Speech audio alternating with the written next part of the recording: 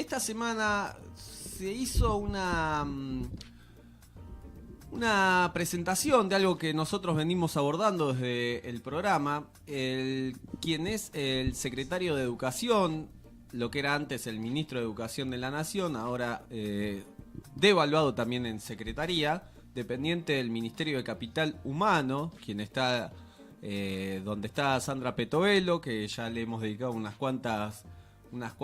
cuantos minutos en este programa a partir de la política que está llevando en este ministerio justamente. Bueno, decíamos, quien está a cargo de la Secretaría de Educación, hicieron como una juntada para presentar, para lanzar la Red Federal de Alfabetización, tema que nosotros venimos abordando en el programa, porque es uno de los temas que parece ser prioritario en lo que tiene que ver con la cartera de educación para el gobierno nacional. Un gobierno nacional que, si bien empezó hace más de 6 meses, casi 7 meses, todavía no definió una política específica para esta secretaría. Así que vienen presentando, vienen lanzando esta red federal, este programa de alfabetización, que es donde ellos apuntan todos sus cañones. Y dicen que es para articular estrategias entre los 24 distritos, ¿sí? Por eso estuvieron distintas personalidades de distintas provincias.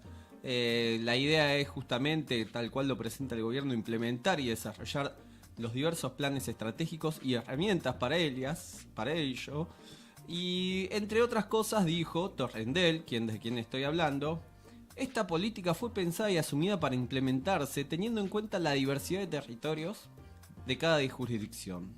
Es a la vez una política que tiene el desafío de responder a la diversidad de los contextos, para que sea significativa y nos acerque al objetivo común, que claramente es mejorar la lectoescritura, según lo plantean. Pero no me quería detener en eso porque ya lo hemos hecho varias veces, ya hemos hablado de los debates que tienen, justamente la problemática que uno atraviesa dentro del aula, que es las dificultades para comprender el mundo. Yo no diría solo de la lectoescritura, sino para la comprensión del mundo por parte de nuestros estudiantes. En su momento ya han discutido justamente en esta mesa Luciana y Mariano sobre qué alcances tienen las políticas que se estaban implementando en el gobierno anterior y las actuales, y en función de eso los paradigmas que están por detrás. La cuestión que el evento contó con muchos funcionarios de la Secretaría del Gabinete de Educación, sería la Secretaría de Educación, y además expresiones de otras instituciones, de otros organismos. Por ejemplo, la presencia de Mariana Cristina Clusellas, que es la coordinadora de formación del Instituto Internacional de Planeamiento de la Educación. Tomá. Terrible nombre. Así que estuvo ella también, que depende del UNESCO. Y también participaron, en esto me quería detener, además de, digamos, hubo algunas comisiones, mesas de trabajo de los planes, sobre los planes jurisdiccionales de alfabetización, etcétera. Estuvo el subsecretario de Políticas e Innovación Educativas, Alfredo Bota, su par de Información y Evaluación Educativa, María Cortelesi. Después estuvo la referente de la Unidad de Alfabetización, Paula Campos, el secretario general del Consejo Federal de Educación, José Tomás, y el director general del Instituto Nacional de Formación Docente, el INFOD, que le dieron uno de los mayores hachazos desde que existe, tanto presupuestariamente como lo que tiene que ver con el tema de despidos, que es Martín Müller, ¿sí? Ahora, yo dije, estos no me suenan nunca haber leído nada. Puede ser, porque la verdad que hace mucho no me actualizo institucionalmente, vamos a decir, sobre temas de pedagogía. Pero más allá de eso, no me sonaban de otros espacios políticos o de algún tipo de referencia. Entonces me puse a buscar quiénes eran cada uno. Por supuesto, el principal, del quien hablaba hoy, Torrendel, que es Carlos Torrendel, del que depende la Secretaría de Educación. Porque hay como una idea, y lo hemos también planteado en su momento con Mariano en esta mesa, de que hay como 2 o 3 modelos ideales, voy a decir. Ideales en el sentido que son como... comparten características de funcionarios. Uno, justamente hoy lo hablaba con un compañero también, en este gobierno, como hay algunos que tienen una ideología bien marcada, propia de la clase a la que pertenecen, ¿no? Una ideología pro capitalismo, libertario, salvaje, digamos, millonarios que están en cargos del gobierno, el mismo Caputo, Sturzenegger, digamos, CEO de multinacionales que han trabajado para la banca internacional, ¿no? Después hay otro tipo de funcionarios que son más, ¿cómo decirlo?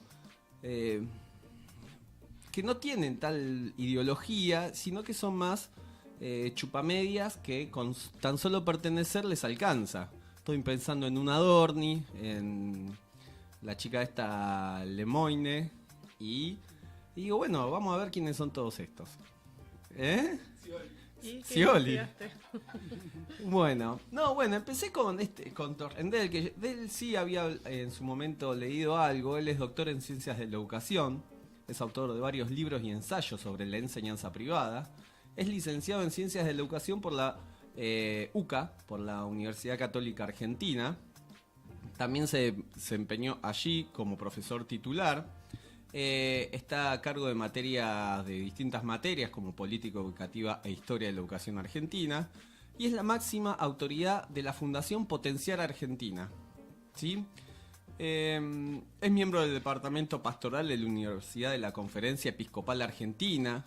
Fue integrante de la comunidad académica y científica del Consejo Nacional de Calidad de Educación, que es un organismo dependiente del ministerio, cuando era ministerio, para el periodo, digamos, de ahora que viene, del 23 al 26, ¿no? Él tiene varias frases que lo definen. Entre ellas hay una que se dice: la escuela no existe por el Estado, sino por la sociedad. Es pública, pero en un sentido no estatista ni subordinado. La educación privada no puede ser reducida a un tipo de gerenciamiento que será permitido siempre y cuando se convierta en una franquicia del Estado o responda a intereses e ideologías de turno de quienes ocupan el nivel directivo burocrático del aparato estatal. La escuela de la sociedad civil tiene sentido en sí misma, con su identidad y proyecto en el marco del bien común y del sistema educativo. Bueno, y así sigue, ¿no? El Estado tiene que animarla, protegerla, brindarle las condiciones. Bueno, está haciendo una definición de lo que para él sería la educación, que es una educación justamente donde se practica la libertad como fin supremo, y por eso dice que el Estado en todo caso tiene que permitir las posibilidades para que se desarrollen estas escuelas. Me detuve particularmente o sea que entonces que está diciendo que el Estado tiene que estar presente. No, dice que el Estado tiene que garantizar la libertad y la competencia de las distintas instituciones que serán las que elijan las familias. En todo caso, el Estado no dice ausente, sino que tiene ese papel, que en verdad básicamente es lo que se plantea cuando hablamos de una política de gobierno que desfinancia o achica el Estado. No está desfinanciando todo el Estado. Al contrario, si uno ve en la televisión la cantidad de policía federal, al contrario, pareciera ser mucho más grande el Estado. Sí se desfinancia lo que tiene que ver con la esfera social, ¿no? Lo que es educación, salud, desarrollo social o de la comunidad, etcétera, jubilaciones, pensiones, etcétera. Entonces dice, yo me detuve en justamente esta fundación que él dirige, que se llamaba, se me escapó, por acá lo tenía, la Fundación Potenciar. Me metí a buscar qué es la Fundación Potenciar, porque bueno, vamos a chusmear de qué trata, de qué va, y ellos dicen que materializan la responsabilidad social empresaria y hacen programas, campañas y actividades que impulsan el desarrollo de las personas desde los 4 hasta los 25 años de edad. Trabajan en línea con iniciativas públicas que les permiten gestionar proyectos de trazabilidad. Después se le dedican, desde esta Fundación Potenciar, que cada uno de los integrantes del gabinete tienen en mayor o menor medida influencia no en esta, sino en distintas ONG similares a esta. Dice que la formación y educación de la mano de las empresas, dice que brindan formación en valores, apoyo escolar y orientación vocacional, ofrecen educación formal mediante carreras terciarias, especialización profesional, capacitaciones, cursos, etcétera. Y después hacen acciones solidarias, tienen su fin también filantrópico, vamos a decir, que por lo que yo estuve viendo tiene que ver con donar libros, 5 computadoras en una escuela, asistir en caso de un temporal, etcétera. Pero yo no le voy a contar, traje un audio de esta fundación que es interesante porque hace lo que diríamos la carta de ética de la fundación. Si querés, operador estrella, poner el primer audio. Vamos a, para no insubir muchos minutos, vamos a escuchar desde el empezarlo y después lo adelantamos al minuto 2. Al minuto 2, ¿sí? ¿Te parece? Obvio que me parece. Ahí está. Un segundo.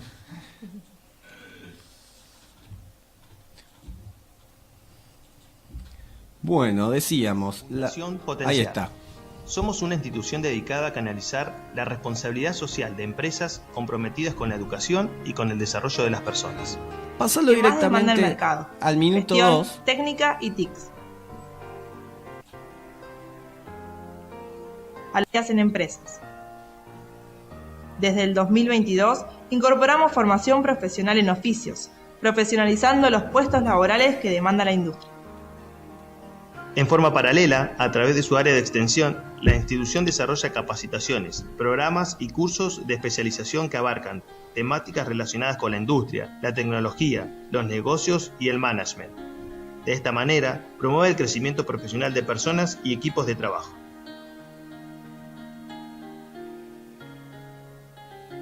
Además, en Fundación Potenciar fomentamos y practicamos la solidaridad con actividades que responden a las necesidades de los más vulnerables y asistimos a la comunidad en situaciones de emergencia. Somos un puente entre sueños y logros, un camino entre desafíos y oportunidades, un nexo entre las empresas y la sociedad. Lo que hagas por ti morirá contigo, lo que hagas por los demás perdurará por siempre. Somos Fundación Potenciar. Puedes cambiar el Ahí va. mundo tan solo en un instante. Bueno, primero la calidad del... Lo podríamos haber grabado acá tranquilamente. La música de La fondo. musiquita media pastoral también, ¿no? Sí. Bueno, por supuesto ellos lo plantean, tienen digamos un lenguaje muy, muy difícil de entender en el sentido que son como palabras vacías, trazabilidad, responsabilidad social de las empresas, básicamente el discurso de los 90 que tiene que ver con hacer más amigable al capitalismo salvaje. Exactamente.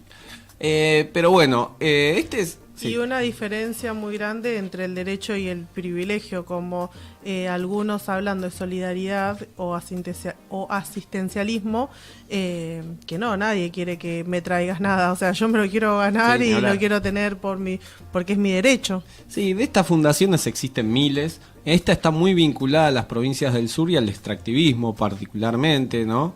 Están muy interesados en lo que es la parte de los biocombustibles, el tema del desarrollo petrolero, etcétera. Pero bueno, no me voy a detener solo en quién es el principal dirigente de esta organización, en Carlos Torrenel, que además es el secretario de Educación Nacional, sino otros tantos que me llamaron la atención.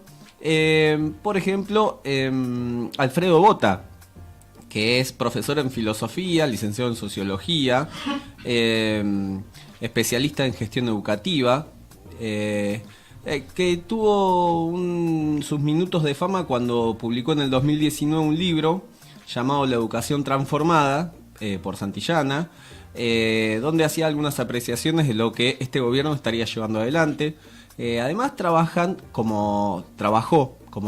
gran parte del gabinete educativo en la Universidad de San Andrés, en en este caso en la educación, en el Instituto Internacional de Planeamiento de la Educación, y por supuesto ha sido consultor para lo que es de educación por el Banco Mundial y distintas empresas multinacionales y organismos públicos. Fue director también del Directorio Internacional de Formación del Sistema 1 para el Grupo Santillán en México, Colombia y Brasil, y dictó distintos cursos y seminarios, bueno, en todos estos países en Latinoamérica, ¿no? También en Estados Unidos. También contamos con la presencia de María Cortelesi, que es la subsecretaria de Información y Evaluación Educativa, una especialista, magíster en políticas públicas por la Universidad Torcuato Di Tella, y licenciada en Sociología de la Universidad de El Salvador. Ella se especializa en el campo de la evaluación de programas y políticas educativas, ¿sí? Es directora nacional de evaluación de calidad y equidad educativa del Ministerio de Educación, durante el gobierno de Macri. Es una consultora vinculada a organismos nacionales e internacionales como el Banco Mundial, el Banco Interamericano del Desarrollo, el BID, la Asociación para la Revitalización de la Educación de las Américas, la PREAL, directora ejecutiva del Educar 2050, como plan maestro armado por distintos organismos internacionales sobre lo que se esperaba de la educación en la Argentina para el 2050, y directora de evaluación de Fundación Cimientos, y además, bueno, ha trabajado para la educación en empresas como la Fundación, mejor dicho, ha participado en la Fundación de Pérez Compán, Voy con Vos y Fundación Navarro Viola. O sea, todo de la ultra oligarquía nacional e internacional. Después contamos con José Toma. Este José Toma lo quiero hacer una particular. Quiero detenerme en él porque él es licenciado en Tecnologías Educativas, experto universitario, dice, no sé, en indicaciones y estadísticas educativas de la Universidad Nacional de Educación a Distancia de España, y es egresado, este es un alto título, egresado del programa de formación de líderes educativos del Consejo Empresario Mendocino. Este sujeto, José Toma, fue lo que sería un ministro de Educación de la provincia de Mendoza. Mendoza se caracteriza por algunas cosas, por ser la abanderada, entre otras cosas, del ítem aula, que es el presentismo para los docentes, y también destaca, tiene por ahí una frase, dice, bueno, ni hablar de dónde participa, ¿no? Por ejemplo, bueno, estuvo acá en el coloquio IDEA hace un par de años y ahí presentó, junto con otros colegas de él, sobre todo estos de la Coordinación Federal de Padres Organizados y Argentinos por la Educación, dos organizaciones tremendamente conservadoras en lo que tienen que ver con educación, pero que le ponen mucha plata, y cada tanto los levantan algunos títulos que tiran y los invitan a Canal 13, los lleva siempre, La Nación también, sobre todo Argentinos por la Educación. Y él, entre otros, es quien dijo: el celular es el primer medio para que los chicos se comuniquen y uno de los elementos con los que más se debe trabajar. En el aula se lo prohíbe, decía, ¿no? Y eso pasa por tener una escuela basada en el siglo pasado. Y después, dentro del balance de gestión, porque él termina su gestión en Mendoza e ingresa en el gabinete nacional, dentro de los aspectos más importantes que él menciona, dice que se va con mucha satisfacción después de toda la trayectoria y todo lo que han trabajado, habla de, entre otras cosas, de la importancia de que en Mendoza tienen un sistema de alerta temprana de inteligencia artificial en secundaria, que no tiene nadie, dice, para detectar justamente las trayectorias de estudiantes que van abandonando la escuela. Y en relación a lo laboral, siempre ha tenido cruces con el SUTE, el Sindicato de Trabajadores de la Educación de Mendoza, ¿no?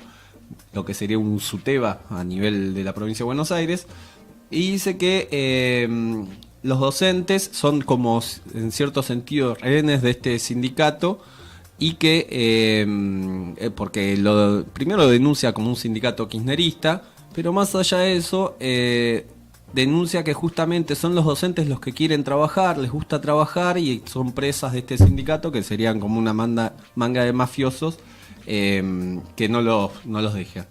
Y dentro de todas las cosas que dicen, por supuesto defiende el ítem aula y dice que no hubo ningún candidato que haya